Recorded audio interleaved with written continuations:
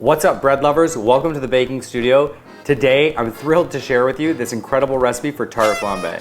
Tarte flambée is an amazing dish that hails all the way from Alsace, France. It's quite popular in parts of Germany bordering Alsace, and it's called Flammkuchen. Now, forgive the pronunciation, I'm not German, so I'm not sure if I got that 100% right, but I'm doing my best. Flammkuchen. I first learned how to make tarte flambée working for French chef Daniel Boulud. He is an absolute authority on French cuisine. This amazing flatbread captures the essence of Alsace's rich culinary heritage. It features a thin, crispy base for the dough that's topped with creamy fromage blanc, savory bacon, and onions. Now today, we're gonna use fromage frais, which is pretty close to fromage blanc, and we'll talk a little bit more about what that is later on in the video. It's time to get started. Let's make this tarte flambée. To start our tarte flambée, we're gonna build our levain. So we're gonna mix our starter, and I've got my base starter here, my mother. I'm gonna do an overnight levain, which means this is gonna be a low inoculation, not a lot of starter. It's gonna rise slowly overnight. I like to set this up in the evening for this one just because of my schedule tomorrow, it's easier. So I'm gonna put in 7 grams of starter. Anywhere from 5 to 10 will work. It's quite warm right now, it's summer in Toronto, and I wanna go a little bit less than I think I need. I'm also gonna use cold water because it's quite warm in my house. So I've got 6 grams of starter. We're gonna add 150 grams of water. And I'm gonna add 150 grams of flour. Now keep in mind, I'm feeding a little bit more than I need here because I have a few other projects going on. You're only gonna actually need about 120 grams of starter, and this is gonna give me 300. If you are only making this dough, you can reduce these numbers. The easiest way to do that is to grab the free Excel that's available in the description, and you can scale this to any size dough you'd like. I'm just making one, but with the Excel you can make 5, 10, 50, 100, whatever. You can also change the dough size to fit your pan. So put that in your jar. We're gonna mix this up.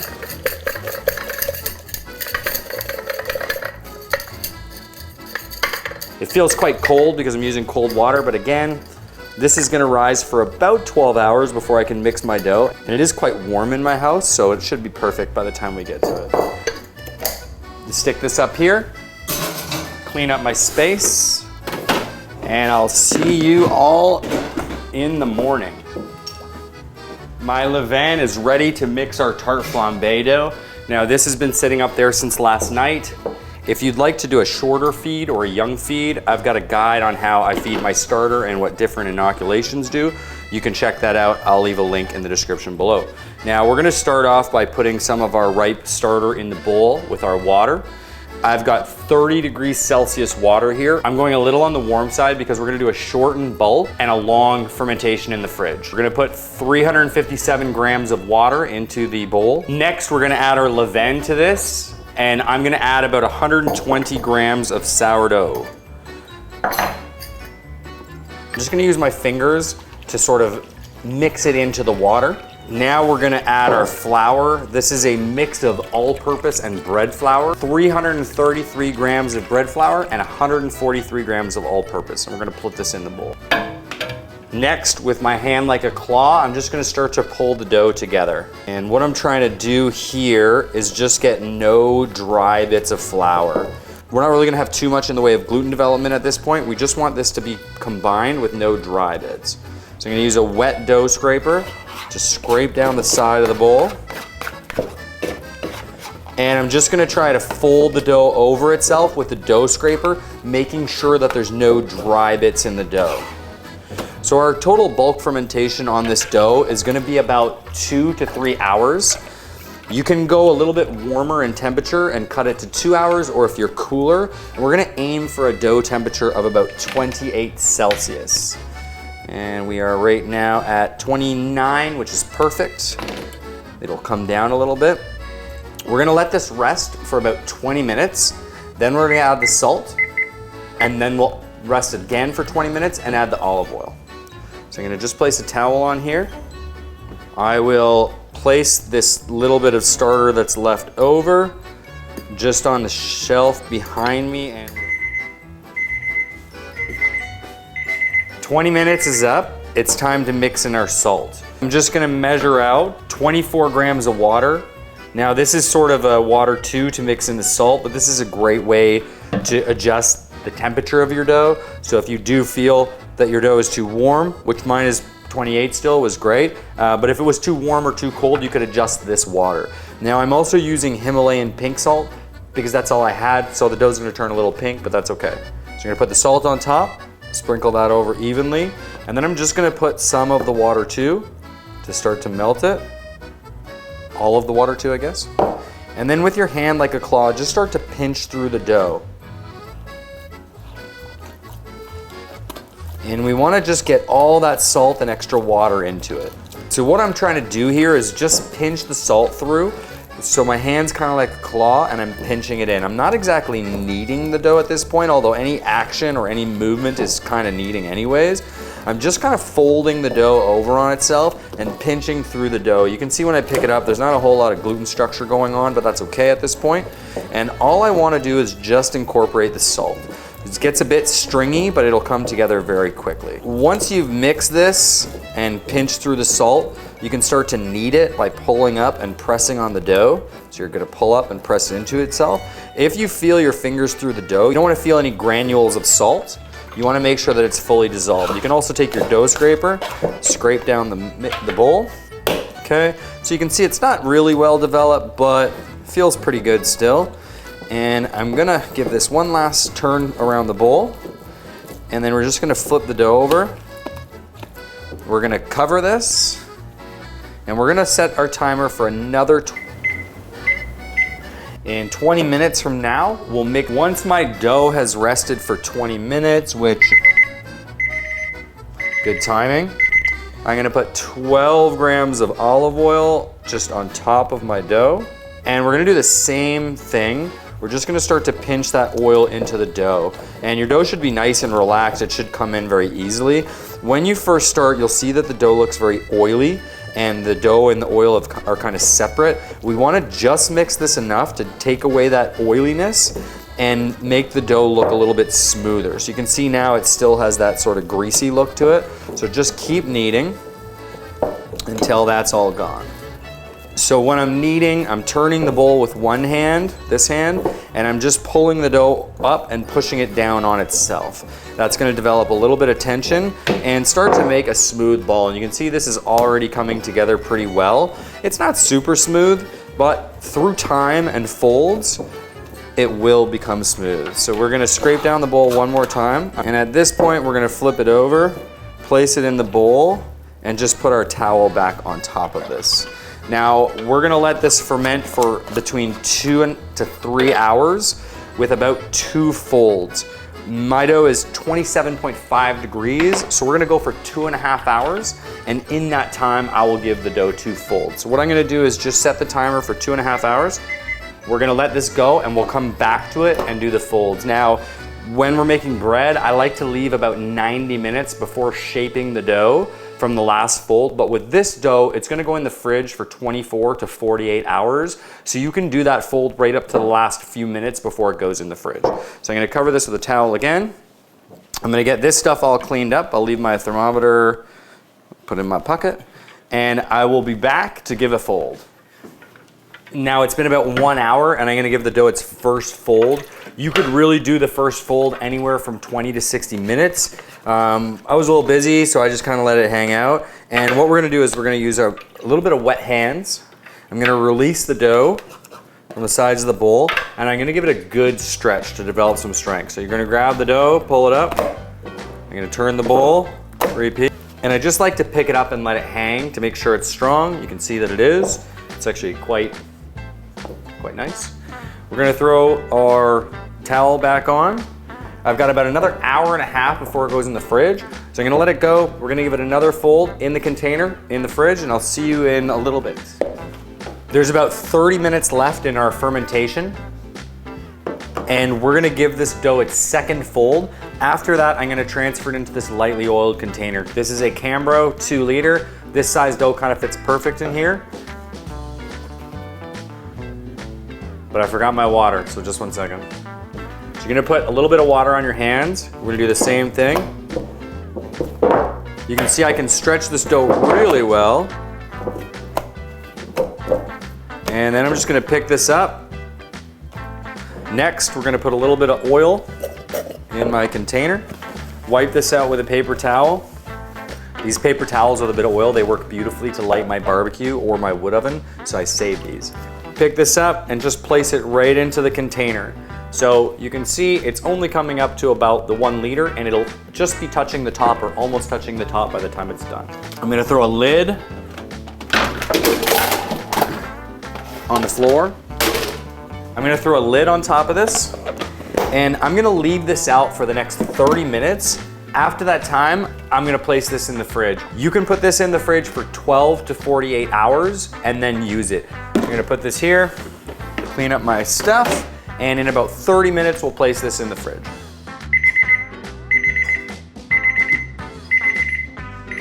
Close the door.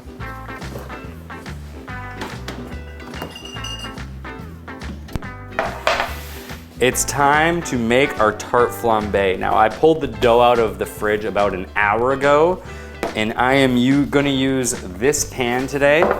You could also use this pan, which is a Roman pizza pan, and I've actually got another video for sourdough pizza, pan pizza. I'll leave a link for that in the description below, but today I'm feeling this pan, so let's use that. So we're gonna oil the pan, and then we're gonna wipe this with just a bit of paper towel to clear it out.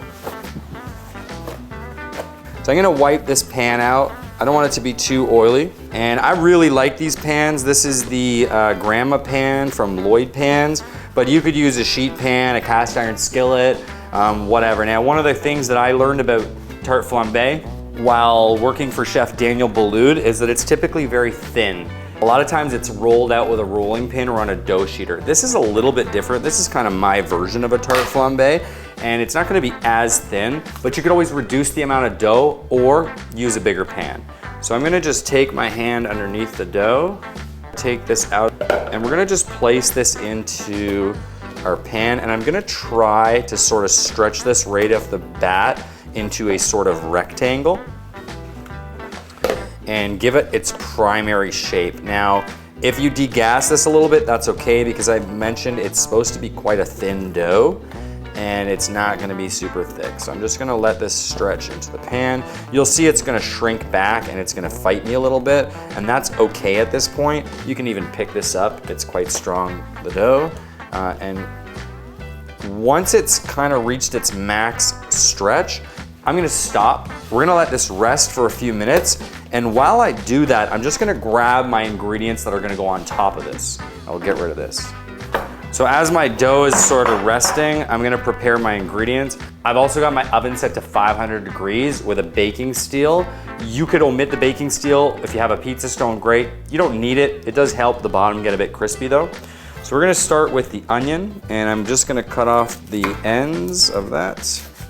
Now, traditionally this onion is diced, but I'm gonna slice it today, and we're gonna have little slices go on. Now I'm gonna just place this into my little bowl here. I'm gonna cut the bacon up into sort of chunks. Place this back on the plates. Now the last ingredient here doesn't need any preparation, but we're gonna be using is fromage frais. Wait, what is fromage frais, you're asking?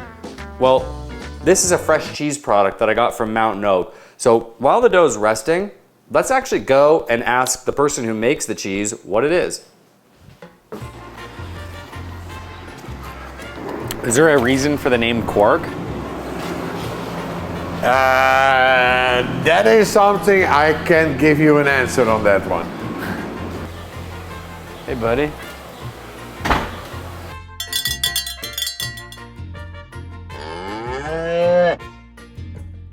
On our tarte flambée, we're gonna be using fromage frais, but I wanted to make sure everyone knows what it is. So we came all the way here to Mountain Oak Cheese, and Adam is gonna tell us a little bit about what we're using.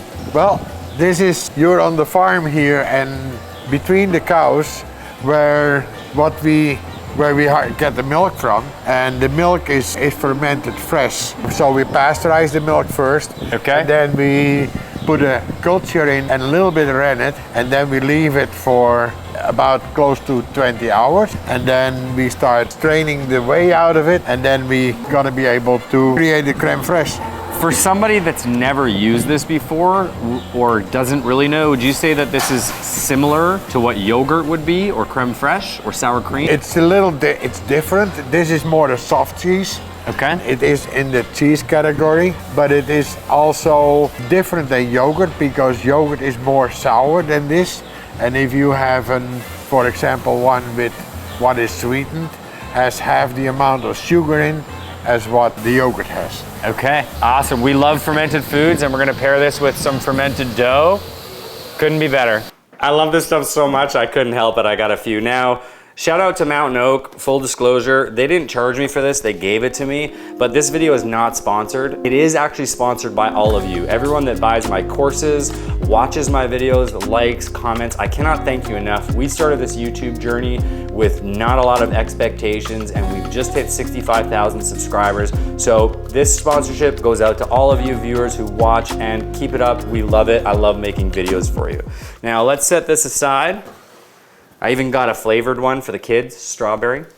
And we're gonna continue to stretch our dough. So I'm gonna just oil my hands again. And now that this dough's been relaxing, look at that, it's gonna stretch out much easier. So we wanna stretch this out to the full length of the pan. And sometimes it helps if you actually stretch it over the pan a little bit, because it's gonna prevent it from shrinking. And then after, we'll pop it back in the pan. Now, a lot of traditional tarte flambés that I've seen, they actually roll the dough and make kind of a square up the pan. But for what we're gonna do today, this works. So we're not gonna cook this hanging over. I'm gonna tuck it back in. But just by letting it sit on the edge of the pan for a minute, it actually is gonna stop it from kind of shrinking a little bit and take away just a touch of that elasticity. And we should be just about full here. That's pretty good. Now, I like this to go right to the edges, so I'm just gonna pull it a bit, but it's not quite there. So if the dough's fighting you like mine is, and you can't quite get those corners in there, all you have to do is just walk away for 5 minutes and come back to it. My oven's still preheating anyway, so I'm not in a rush. So I'm gonna leave this uncovered as it is, and I'll come back in a few minutes. All my ingredients are ready. Dough is rested. Now, it's rested a few more minutes, so I left this for about 10, and hopefully, oh yeah, there we go.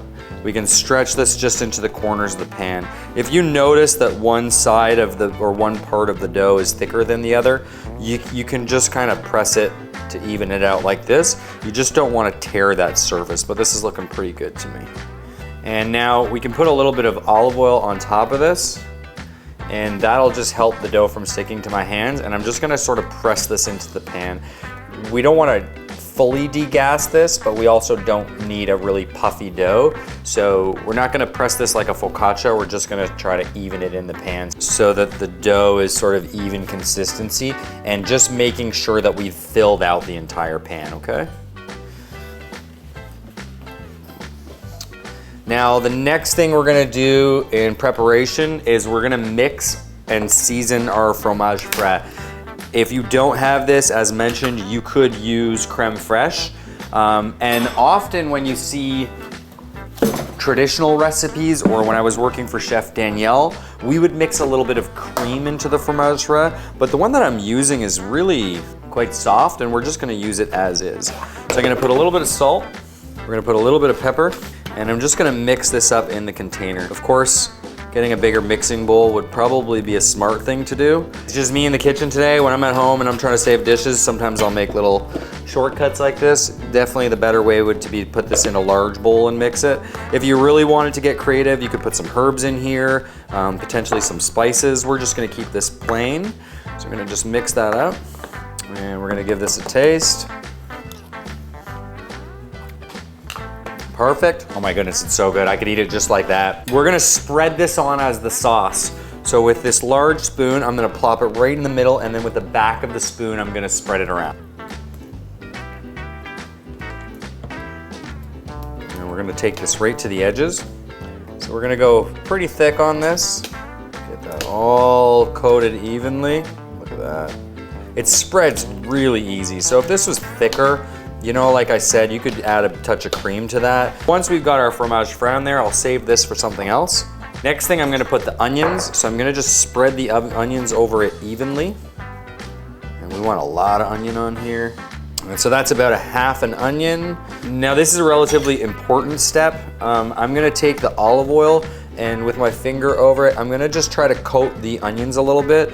The olive oil will soak into the dough, so don't worry about it being greasy. What I'm trying to avoid here is we really don't want the onions to burn in the oven. If you really wanted to, you could also saute them a little bit, but this is gonna work quite well. The bacon fat's gonna render out a bit, cooking the onions in the fat. The olive oil will prevent them from burning. So next step, we're gonna place our bacon. Now I've cut up about a pound of bacon. I'm gonna go pretty heavy on this. I like that a lot. And we're gonna coat this pretty evenly. Do keep in mind this bacon is pretty fatty and it's gonna shrink a lot, so it may look excessive now, but it'll probably be pretty good in the end. And so I'm actually gonna go for it. I'm just gonna use the whole pound because I feel like if I have this little bit in my fridge, it might not get used for too much, so we're just gonna put it all on there. I don't want the bacon stacked up in a pile because I want some of it to get a little bit crispy. Now that it's ready to go, we're gonna throw this in the oven at about 500 degrees. We're gonna keep an eye on it. It's gonna take about 25 minutes, but everyone's oven's different, so keep that in mind.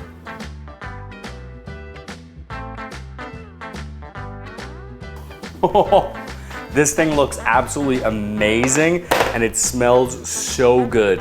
My total cook time was actually closer to 30 minutes. But I wanted that bacon to be really cooked and look super nice. So the first thing I'm gonna do is just release it from the pan, make sure it's all the way around, and then we're just gonna slide this onto a cooling rack. So this is quite hot, and I just like to slide it onto a cooling rack to let it chill so the bottom doesn't get soggy.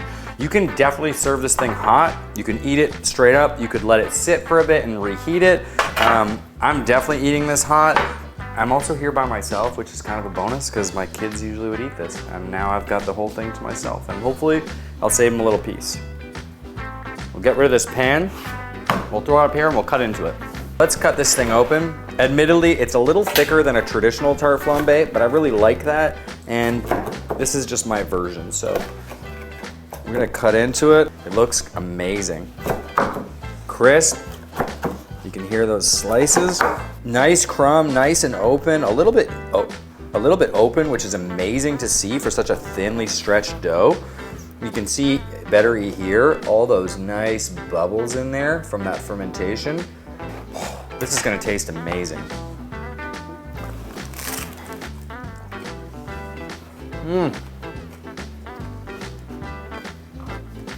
A little spicy calabrese just to put this thing over the top. Now, thank you so much for watching. If you like this video, do me a favor, drop a like, a comment, and subscribe.